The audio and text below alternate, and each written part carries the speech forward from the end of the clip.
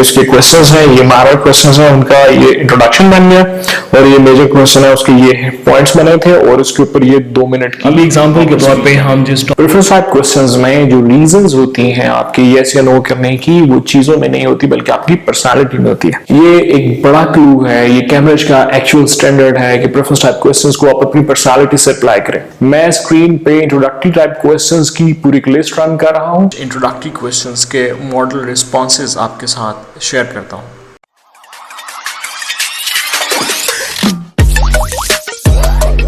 आइल्स में राइटिंग लोगों को सबसे ज्यादा चैलेंज रहता है, दूसरे नंबर पे मुश्किल होने में रीडिंग है और आसान एक जो पार्ट है वो लिसनिंग और सबसे आसान पार्ट स्पीकिंग है, बिकॉज लोग स्पीकिंग में ज्यादा आसानी से डेवलप कर लेते हैं compare to other 3 parts. Research show करती है किसी भी बड़े टास्क को अचीव करने के लिए अगर हम उसको स्मॉल पार्ट्स में डिवाइड कर लें और इजियर पार्ट से स्टार्ट करें तो इससे हमें 2 बेनिफिट्स मिलते हैं। पहला बेनिफिट ये कि कैंडिडेट मोटिवेटेड रहता है या जो भी स्टूडेंट है वो मोटिवेटेड रहता है क्योंकि वो स्टेप बाय स्टेप डेवलप कर रहा होता है और उसकी डेवलपमेंट उसके लिए विजिबल होती है और उसे नजर आ रहा है कि वो अपने टास्क की तरफ जा रहा है।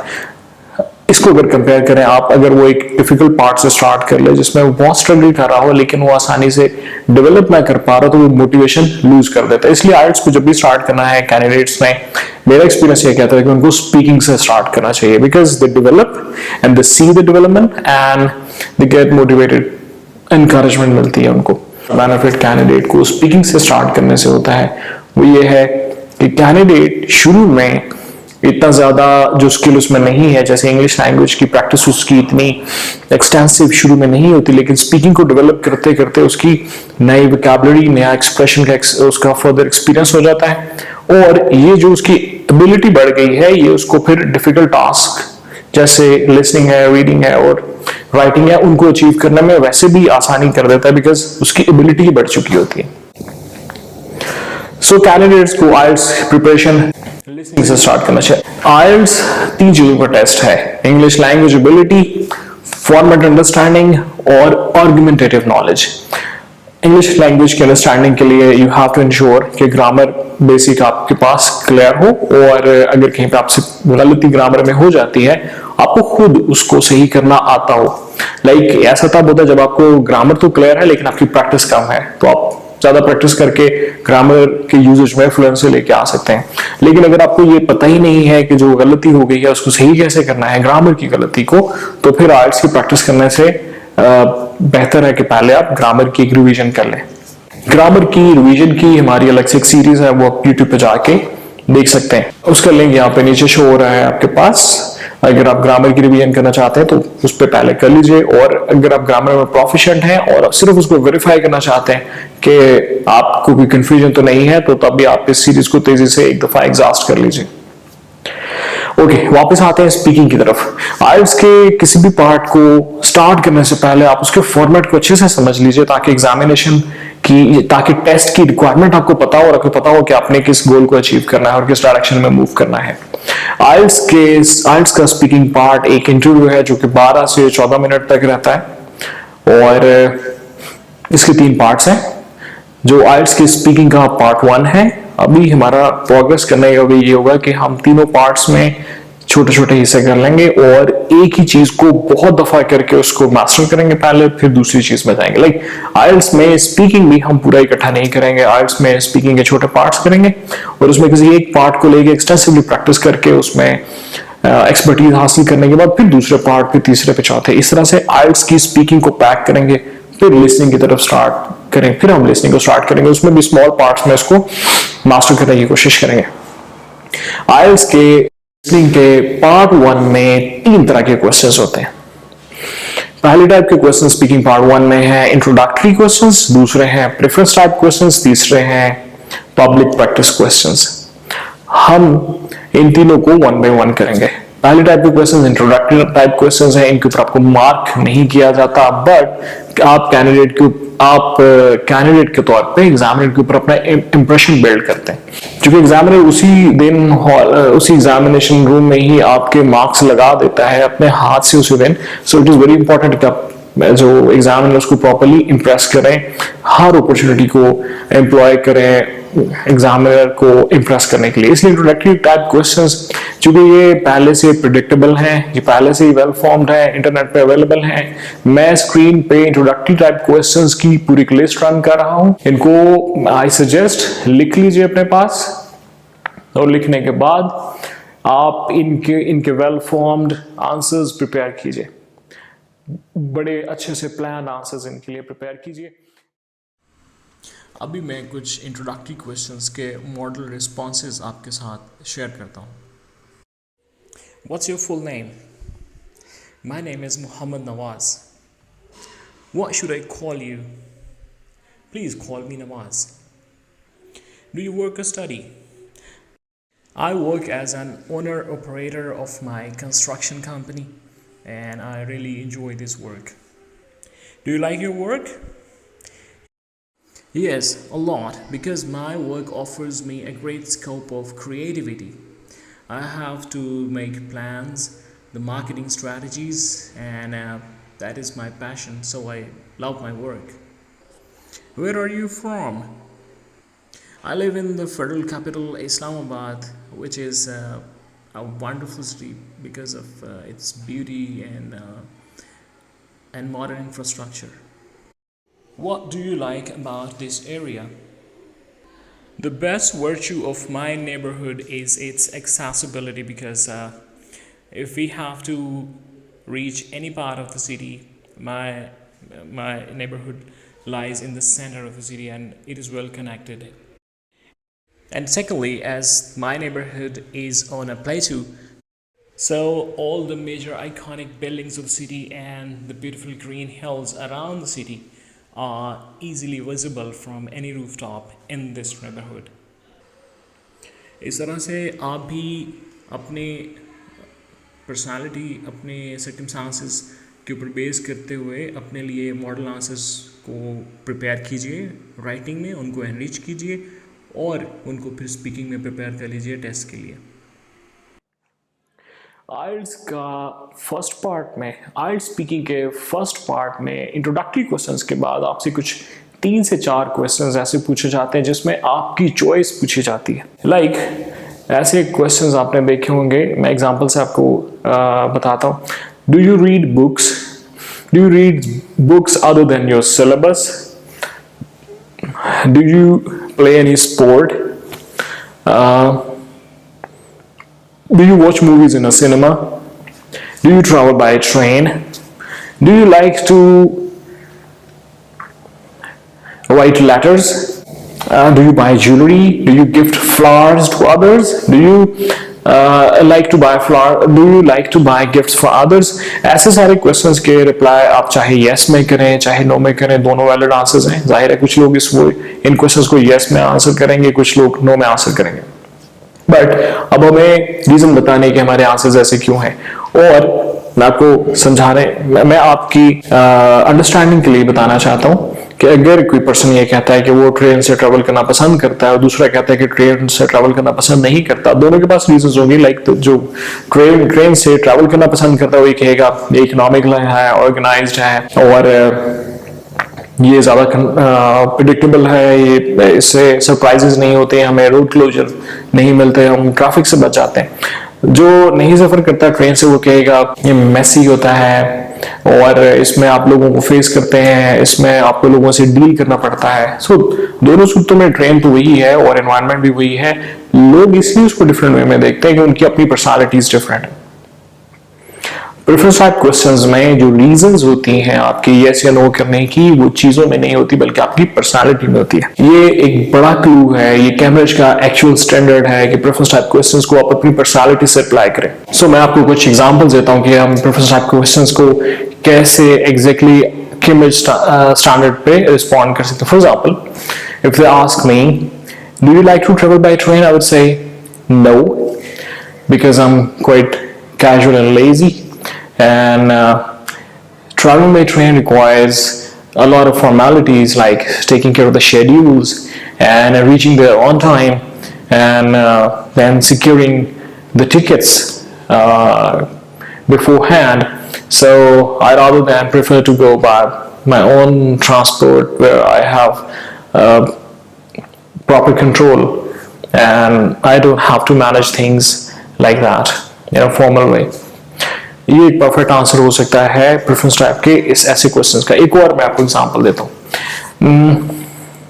Do you gift flowers to others? I would say no, because I'm quite practical and pragmatic, and flowers don't have any practical utility, they just wither away.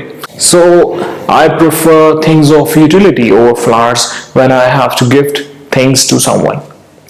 इसी तरह से अगर मुझे ये कहना हो कि मैं ट्रेन में ट्रैवल करना पसंद करता हूँ, say yes, because I'm quite composed, active and careful, so I always try to be smart, and traveling by train is always smart because it saves you a lot of money, it saves you time, it saves you from abrupt situations like road closures and unnecessary delays, and also it gives you an opportunity to see a lot of people. So इस तरह से हम preference type questions को reply कर सकते हैं.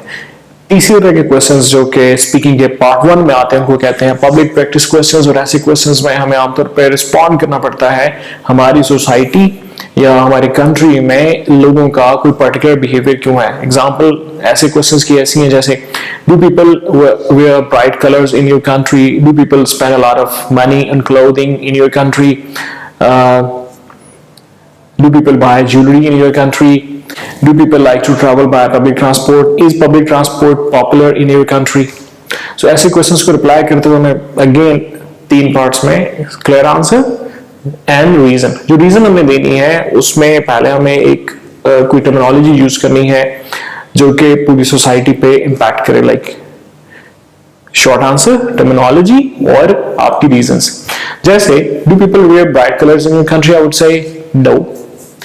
It's because of the climate in my country, because we are in a subtropical region where weather is very hot, so people avoid absorbing a lot of energy from sun and they wear light colors. इसी तरह से if someone asks me, do people in your country prefer traveling by public transport, I would say no. It's because of the political conditions here. The governments could not spend a lot of money on the infrastructure, so public transport condition is not very good and people don't prefer to travel by public transport. Speaking part 1 में 3 तरह के questions हमने discuss किए. Introductory type of questions जिनको मैंने screen पे run किया और आप उनको अपने पास नोट करें, उनके मॉडल आंसर्स बनाए, बहुत अच्छे से वेल फॉर्म्ड आंसर्स बनाए अपनी पर्सनालिटी के ऊपर बेस करते हुए. और इसी तरह से मैं एक लिस्ट पूरी रन कर रहा हूँ प्रेफरेंस टाइप क्वेश्चंस की. यहाँ पे वीडियो को रोकिए, इन क्वेश्चंस को अपने पास नोट डाउन करें. प्रेफरेंस टाइप क्वेश्चंस में आपको हमेशा डायरेक्ट क्लियर आंसर से अपने रिस्पांस को स्टार्ट करना होता है. कुछ कैंडिडेट्स समटाइम्स यहाँ पे गलती करते हैं. For example if they are asked do you like to stay at home, तो उन्हें एक डेफिनेट आंसर देना है, ना कि एक वेग आंसर. समटाइम्स कैंडिडेट्स कहते हैं इट डिपेंड्स, और सच कंडीशंस में हम घर पे रहना पसंद करते हैं और सर्टन अदर कंडीशंस में हम घर पे रहना पसंद नहीं करते. तो ऐसे सब क्वेश्चंस रॉन्ग आंसर्स हैं, बिकॉज आपको ऐसा रिस्पांस देना है, आपको वो चॉइस बतानी है जो 50% से ज़्यादा टाइम में आप लेते हैं, जो आप कॉमनली चॉइस लेते हैं. सो आप एक क्लियर आंसर दें, like do you like to stay at home. इसका मतलब ये नहीं कि आप घर पे रहते हैं या नहीं, आप घर पे रहना चाहते हैं या नहीं. तो आप अगर चाहते हैं कि घर पे रहें, भले आप ज़्यादा देर तक रह सकें या ना रह सकें, तो उसकी रीज़न्स आपने देनी है. तो एक और यहाँ पे कॉमन मिस्टेक समटाइम्स कैंडिडेट्स ऐसी कर देते हैं कि किसी चीज़ को एक्सप्लेन करने के लिए उसको पास्ट से स्टार्ट करते हैं. Like do you like to stay at home के लिए वो ये कह सकते हैं, I used to stay at home quite a lot when I was a student, but now as I am a professional, so I don't find time to stay at home. तो ये भी एक इसेंशली रॉन्ग आंसर है, because question में ये नहीं पूछा गया कि आप पास्ट में क्या करते थे और अब आप किस वजह से घर पे टाइम स्पेंड नहीं कर पाते. सिर्फ ये पूछा गया था कि आप चाहते हैं या नहीं, और अगर चाहते हैं तो क्यों चाहते हैं. सो प्रेफरेंस टाइप क्वेश्चंस में पर्टिकुलरली कैंडिडेट समटाइम्स गलत सेंस लेकर उसको उसके ऊपर अपना आंसर बिल्ड कर देते हैं। इससे कैंडिडेट्स को बचना चाहिए। अब मैं प्रेफरेंस टाइप के क्वेश्चंस का एक क्वेश्चन का मॉडल आंसर यहाँ पे आपके साथ शेयर करता हूँ। क्वेश्चन है, what type of clothes do you like to wear? I prefer trendy and expensive clothing because I'm quite social and a bit extravagant as well. And I believe when I wear trendy and branded clothes, I am more socially acceptable. I gain confidence out of it, and my personality becomes more impactful when I wear such clothing. एक और question है, do you prefer a taxi और अ बस? My answer is I prefer a bus, and it's because I am out and out a social and extrovert type of person, and I always prefer to interact with people, preferably strangers. So while traveling through public transport like bus, I get a lot of opportunities to talk to people whom I don't know already, and I just observe what they think and what they feel, and I just try to explore their personalities. And also, being quite practical and pragmatic, I save a lot of money while traveling by bus compared to a taxi. और जो मैंने personality type आपको बताई है कि आपने देना है एज रीजन, उसकी भी पूरी लिस्ट मैं रन कर रहा हूँ वर्ड्स की। उनको अपने बस नोट डाउन करें, इनको गूगल करें ताकि आप इन वर्ड्स को अच्छे से समझ सकें, इनका यूजेज अच्छे से समझ सकें, फिर आप अपने पर्सनालिटी टाइप में इनको यूज करें। Thirdly, public practice type questions के लिए भी मैंने कुछ टर्मिनोलॉजी, कुछ वोकैबुलरी आपके साथ स्क्रीन पे शेयर कर रहा हूँ, इसको नोट डाउन करें। और स्पीकिंग पार्ट 1 के थर्ड टाइप के जो क्वेश्चंस हैं जिसमें पब्लिक प्रैक्टिस के बारे में आप बताते हैं, इसमें ये टर्मिनोलॉजी को यूज करें। इस चीज को, जैसे मैंने कहा, पर्सनालिटी टाइप को यूज करना और बाद में पब्लिक प्रैक्टिस के लिए कुछ वर्ड्स को यूज करना, इसको बोलते हैं एलोक्वेंस। एलोक्वेंस का मतलब होता है कम वर्ड्स में ज्यादा कॉन्सेप्ट समझाना। ये किसी भी लैंग्वेज में एक एबिलिटी समझी जाती है, एक लैंग्वेज एबिलिटी है ये। सो आप आइल्स की स्पीकिंग में अपनी एबिलिटी डेमोन्स्ट्रेट कर सकते हैं और ये कैम्ब्रिज का स्टैंडर्ड है। इसके ऊपर आपको एक अच्छा क्रेडिट मिलता है, इसके ऊपर आपको अच्छा क्रेडिट दिया जाता है। आइल्स के स्पीकिंग पार्ट 2 में आपको टोटल 3 मिनट्स मिलते हैं। इन 3 मिनट्स में 2 मिनट आप बात कर सकते हैं और 1 मिनट में आप प्लान कर सकते हैं। मैं फॉर्मेट को एक्सप्लेन करता हूं। इसमें आपको एक टॉपिक दिया जाता है। ये टॉपिक एक रिटन क्वेश्चन होता है जिसको एग्जामिनर बोल के आपको बताता है और वो क्वेश्चन रिटन फॉर्म में आपको हैंड ओवर भी कर देता है। उसके साथ आपको एक पेपर मिलता है और एक पेन मिलता है। इस पेन और पेपर को यूज करते हुए आपको 1 मिनट दिया जाता है कि आप जो भी कहना चाहते हैं उसको अपने पास प्लान कर लीजिए। एक कॉमन मिस्टेक कैंडिडेट्स ये करते हैं कि वो देखते हैं टॉपिक को और उसको प्रॉपर्ली प्लान नहीं करते, ये सोचते हुए कि 2 मिनट्स है, मैं इसके ऊपर बोल सकता हूं। लेकिन इससे नुकसान ही होता है, समटाइम्स आप ऑफ ट्रैक चले जाते हैं और आपको उसके पॉइंट्स नहीं मिलते और समटाइम्स आपको दरमियान में रुक के सोचना पड़ता है, जिससे आपके वो जो 2 मिनट्स हैं वो उसमें टाइम आपका जाया होता है। एक और क्लैरिटी आपको दे दूं, अपने 1 to 2 मिनट्स बोलना होता है। 1 मिनट से शॉर्टर बोल लें तो फिर आपको अंडर लेंथ होने के पॉइंट्स कटते हैं, लेकिन अगर आप 1 मिनट बोल लें तो फिर अंडर लेंथ होने के पॉइंट्स नहीं मिलते, लेकिन आपको अच्छा बैट स्कोर करने के लिए पूरी 2 मिनट्स कंज्यूम करना चाहिए बोलते हुए। आइल्स की स्पीकिंग 2 में अच्छी परफॉर्मेंस देने के लिए फर्स्ट पार्ट है कि आप ये सीखें कि आइल्स के स्पीकिंग के पार्ट 2 में आपने प्लान कैसे करना है। अगर आप किसी टॉपिक के ऊपर बोलने को अच्छा प्लान कर लें तो फिर आप उसको एग्जीक्यूट भी आसानी से कर सकेंगे। एक दूसरा ट्रिक इसमें यह है, जितने भी टॉपिक्स आइल्स के स्पीकिंग पार्ट 2 में पूछे जाते हैं, हम उनको कुछ ग्रुप्स में बांट सकते हैं। लाइक बहुत दफा किसी पर्सनालिटी के बारे में पूछा जाता है, that can be your neighbour, your teacher, your friend, any person. Sometimes किसी प्लेस के बारे में पूछा जाता है, किसी प्लेस को डिस्क्राइब करें। वो कोई टूरिस्ट स्पॉट हो सकता है, वो आपका पुराना घर हो सकता है, वो कोई पब्लिक प्लेस हो सकती है। समटाइम्स किसी एक्टिविटी के बारे में पूछा जा सकता है। सो ऐसी सारी जो टॉपिक्स हैं उनके हम कुछ ग्रुप्स बना सकते हैं और हर ग्रुप के कुछ कॉमन फीचर्स हैं। जैसे अगर एक पर्सन है, उसको अगर आप ग्लोरीफाई करते हैं उसकी पर्सनालिटी को, तो उसमें कुछ ऐसे फीचर्स हो सकते हैं जो एक टीचर में भी वो हो सकते हैं, एक स्टूडेंट में भी हो सकते हैं, एक फ्रेंड में भी हो सकते हैं, एक नेबर में भी हो सकते हैं, एक कोलीग में भी हो सकते हैं, एक सेलिब्रिटी में भी हो सकते हैं। इसी तरह से एक प्लेस के जो फीचर्स हैं, लाइक वहाँ का एनवायरनमेंट, वहाँ का वेदर, वहाँ का कल्चर, और वहाँ का एम्बियंस, और वहाँ का फाना एंड फ्लोरा, और डिफरेंट और फीचर्स, वो बाकी प्लेसेस से भी, बाकी प्लेसेस के जो क्वेश्चन आएंगे उसमें भी यूज कर सकते हैं। सो एक तरह से हम कुछ ग्रुप्स बना सकते हैं। मैं ऐसे ग्रुप्स की एक लिस्ट शेयर कर रहा हूं स्क्रीन पे, आप उसको देखिए। और इन जो मैंने ग्रुप्स आपके पास शेयर किए हैं, इनके कुछ फीचर्स भी इसके साथ शेयर कर रहा हूं। अगर आप इसको मेमोराइज कर लें सॉर्ट ऑफ, या अच्छे से समझ लें, तो आइल्स के स्पीकिंग पार्ट 2 को प्लान करते हुए आपको कुछ हेल्प मिल सकती है। एक और टिप यहाँ पे, बहुत सारे लोग आइल्स के स्पीकिंग पार्ट 2 में प्लान करते हुए अपने पास लंबे आंसर्स लिखना शुरू कर देते हैं, जबकि आपके पास सिर्फ 60 सेकेंड्स हैं। सो मैं सजेस्ट करता हूं कि आप घर में बहुत प्रिपेयर करें इन चीजों को, बट जब एग्जामिनेशन के लिए प्रिपेयर कर रहे हैं आप, या एग्जामिनेशन में जाने लगे हैं, तो उससे कुछ देर पहले जब आप ये प्लानिंग एक्सरसाइज करें पार्ट 2 के लिए, उसमें पूरे क्वेश्चंस नहीं लिखें, रादर उसमें हिंट्स लिखें, बिकॉज आपने लिखना है और आप ही ने पढ़ना है, तो उसको हिंट्स में लिखें ताकि आप 1 मिनट को प्रॉपर्ली यूटिलाइज कर सके और सफिशिएंट पॉइंट्स बना सके जिसके ऊपर आप बात करनी है।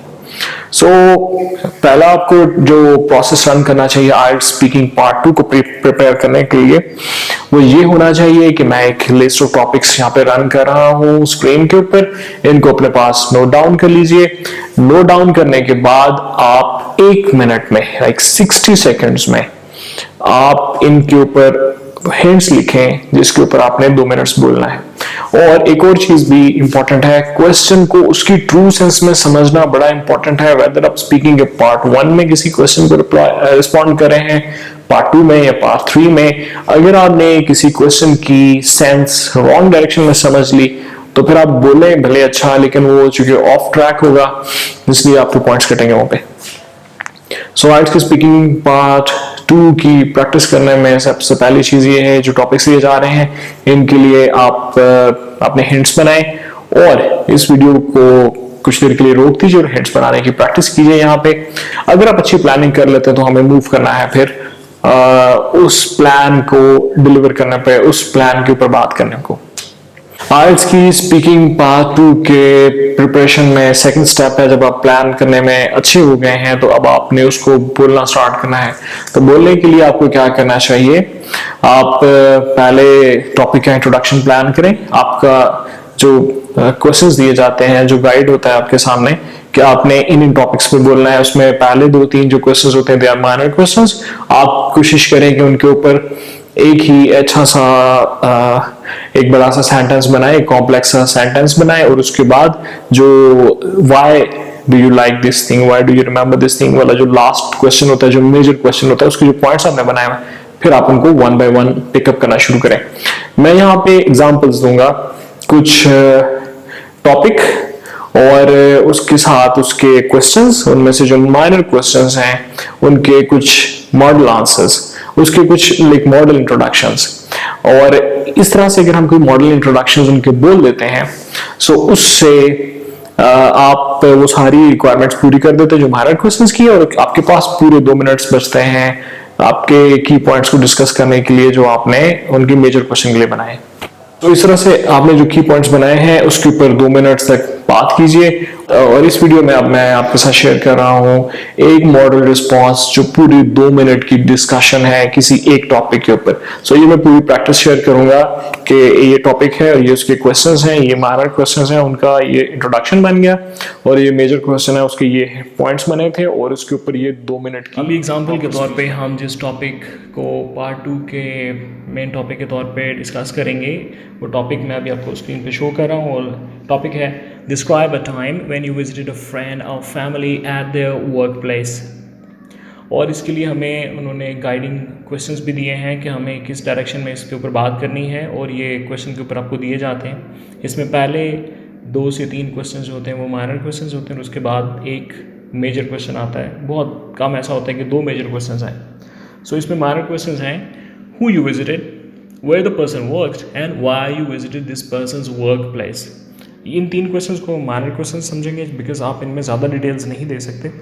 और माइनर क्वेश्चंस को हम एक ही कॉम्प्लेक्स कॉम्पोजिशन में, एक ही कॉम्प्लेक्स 1 या 2 सेंटेंसेस में डिलीवर कर देंगे, ताकि हमारे पास जो 2 मिनट्स हैं उनमें से ज़्यादातर टाइम बच जाएगा मेजर क्वेश्चन को रिप्लाई करने में, जिसमें हमें रीजंस देनी होती हैं। तो अब हम यहाँ पे एक 2 मिनट की स्पीच में आपके साथ शेयर करता हूँ। मैं माइनर क्वेश्चंस का एक कॉम्प्लेक्स इंट्रोडक्टरी आंसर जो है वो भी बना के दिखाता हूँ कि माइनर क्वेश्चन को कैसे इकट्ठे करके हम एक ओपनिंग स्टार्ट करते हैं डिस्कशन की, और उसके बाद मेजर क्वेश्चन के हिंट्स जो मैं बोल रहा हूँगा वो मैं स्क्रीन पे शो भी करता हूँ यहाँ पे। I have a wonderful experience of visiting one of my best friends, Mr. Azim, at his workplace, which was a hospital, and I visited him there because he had to deliver to me a packet which he wanted me to convey to one of our common friends. I was deeply impressed by the place because it was gigantic, it was well organized, and it was rich in facilities, and I never expected it to be so marvelous. I also felt greatly satisfied and happy to know that we had such a great facility in our city, which I never knew before. And when I sat there with my friend, I specially requested him to give me more information about the facility. And he very eagerly took me to a visit of the hospital where I saw different departments, and everything was so organized, so rich, and so satisfying that the people who worked there seemed very much passionate about their work, and they were very much satisfied and happy there. I also had a great realization of the importance of work of a nurse in a hospital, because as I discussed with my friend, a lot of things were revealed to me as to how a nurse plays a key role in a better recovery of a patient and in the overall medical treatment process. And from then on, I started respecting that friend of mine even more. And not just my friend, I still have that realization with me, and whenever I see a nurse, I respect them because the service they give to the society is priceless. And by the time I left the hospital, I was very much happy, informed, and appreciative of that great workplace of my friend. IELTS के speaking part 3 में जो questions आते हैं, they are normally follow up questions from part 2 topic, लेकिन ये logical questions होते हैं जिसमें कॉजेज, रीजंस और इम्पैक्ट्स बताने पड़ते हैं। ऐसे क्वेश्चंस में आप कि मैं आपके साथ में एक फिर अगेन वोकैबुलरी की और आइडियाज की एक लिस्ट शेयर कर रहा हूँ। इसको स्क्रीन से नोट कीजिए, इसको अच्छे से गूगल करेंगे। ये जो वर्ड्स मैं आपके साथ शेयर कर रहा हूँ, इनको आप बहुत अच्छे से गूगल कीजिए ताकि आप इनके यूजेज के बारे में बहुत क्लियर हो सकें। और स्पीकिंग पार्ट 3 में किसी भी चीज को रिस्पॉन्स करने के लिए आपको उतना बोलना है कि जितना आप क्वेश्चन के स्कोप को प्रॉपर्ली सेटिस्फाई कर चुके हो। और मैं कुछ एग्जांपल्स के तौर पे क्वेश्चन यहाँ पे शेयर कर रहा हूँ, और ये अगेन प्रीवियस कुछ पेपर्स में से कलेक्ट की गई हैं। इनको अच्छे से रिस्पॉन्ड करने की कोशिश करें, और वो जो वोकैबुलरी, एक्सप्रेशन या आइडियाज मैं आपके साथ शेयर कर रहा हूँ, उनको आप यहाँ पे यूज कर सकते हैं। स्पीकिंग आइल्स की स्पीकिंग में मैं आपके साथ एक दो और टिप्स शेयर करना चाहता हूँ। पहला तो ये कि क्वेश्चन को बहुत क्लियरली समझिए, बहुत क्लियरली समझिए। ऐसा ना हो कि क्वेश्चन में पूछा एक चीज गई है और आप कोई दूसरी चीज उसमें समझे। ये प्रॉब्लम स्पीकिंग पार्ट 1, 2 और 3 तीनों जगह पे हो सकती है, और आई सजेस्ट और कि आप क्वेश्चन का प्रॉपर सही स्कोप समझ रहे हो। सो हम आइल्स का टोटल स्पीकिंग पार्ट जो है उसको कंप्लीट कर चुके हैं, आप इस वीडियो को मोर देन 1 टाइम्स देखें और स्मॉलर पार्ट्स में देखें, और जिस एक पार्ट को आप अच्छे से देख चुके हो उसके किसी एक टाइप को अगर आप प्रैक्टिस करना चाहें फिर वीडियो को वहां पे रोक दें, और एक्सटेंसिवली प्रैक्टिस करने के बाद फिर आप आगे चलें। और जब आप ये सारा प्रैक्टिस कर चुके हैं फिर एक दफा इसको पूरा जरूर देखिए, ताकि कहीं पे अगर कोई कमी अंडरस्टैंडिंग में रह गई है तो उसको आप इम्प्रूव कर सकें। और फिर आइल्स के पूरे पूरे टेस्ट डिफरेंट बुक्स में अवेलेबल हैं। आज जैसे आइल्स की हर बुक में 4 टेस्ट होते हैं स्पीकिंग के, पूरे टेस्ट को रिस्पॉन्ड करने की कोशिश करें।